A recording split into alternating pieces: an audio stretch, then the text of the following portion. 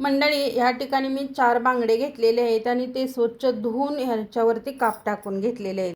त्यानंतर एका ताटामध्ये 1 चमचा धना पावडर, 1 चमचा काश्मीरी पावडर, 1 चमचा गरम मसाला, पाव चमचा हळद, कांदा लसूण मसाला 1 चमचा आणि चवीपुरतं मीठ घालायचं. 1 चमचा अद्रक लसूणची पेस्ट घालायची आणि इथं कोकम भिजवून त्याचं पाणी घेतलेलं आहे ते यावरती वतून घ्यायचं. कोकम आगळं असेल तर तुम्ही ते वापरू शकता, तेही नसेल तर तुम्ही लिंबाचा रस वापरला तरीसुद्धा चालेल. हे छान असं मिक्स करून घेतलं. त्यानंतर ह्या बांगड्याला व्यवस्थित असं लावून घ्यायचं, जेणेकरून हा मसाला आहे तो त्यामध्ये मुरला पाहिजे.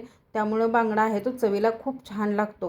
त्यानंतर हे बांगडे व्यवस्थित असे मॅरिनेशन अर्धा तासासाठी करून घेतलेले आहेत. अर्धी वाटी रवा घेतला एका ताटामध्ये, अर्धी वाटी तांदळाचं पीठ, त्यामध्ये थोडीशी काश्मीरी पावडर, चवीपुरतं मीठ घातलं आणि मिक्स करून घेतलं. त्यानंतर हे बांगडा आहे तो ह्या रवा आणि तांदळाचं पीठ आहे त्यामध्ये डीप करून घेतला आणि एका पॅनमध्ये थोडंसं तेल टाकून घेतलं. कढीपत्त्याची एक तोरंबी टाकायची आणि त्यावरती हे बांगडे ठेवून घ्यायचे. कढीपत्त्याचा फ्लेवर आहे तो जबरदस्त असा हा बांगड्याला येतो, त्यामुळे खूप छान चव येते. व्यवस्थित अलटीपलटी करून अगदी कुरकुरीत होईपर्यंत फ्राय करून घेतला. तर पाहू शकताय तुम्ही आपले बांगडे आहेत ते फ्राय झालेले आहेत.